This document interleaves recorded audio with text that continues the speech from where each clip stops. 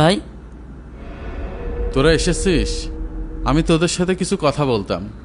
মানে আমরা আসছিলাম তো আপনার সাথে কথা বলতে।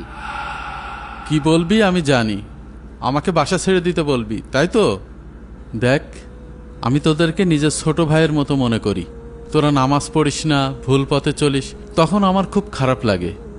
মনে হয় আল্লাহ যদি এই বিষয়ে আমাকে প্রশ্ন করে তখন আমি কি জবাব দেব? তোরা 4 সপ্তাহ জুম্মার নামাজ পড়িস না, হাদিস অনুসারে তোরা তো কাফের হয়ে গেছিস। তোদের সাথে থেকে আমার ইমান আমল তো নষ্ট করতে পারবো না। যে বাড়িতে থেকে আল্লাহর কথা বলে অপমানিত হতে হয় সে বাড়িতে না থাকাই ভালো। তোদের উপর আমার কোনো রাগ নেই, আমি নিজেই চলে যাচ্ছি। তোরা ভালো থাকিস।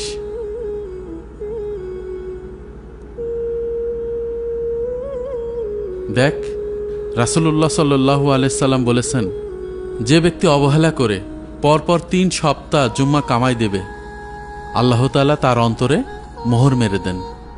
আর নামাজ না পড়লে একজন মানুষ তো অটোমেটিক কাফের হয়ে যায়। তো আমি আমার ইমান নষ্ট করতে পারবো না। তোরা ভালো থাক, আমি যাই।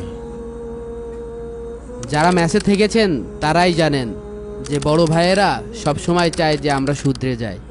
ভিডিওটি ভালো লাগলে এখনই শেয়ার করে দিন।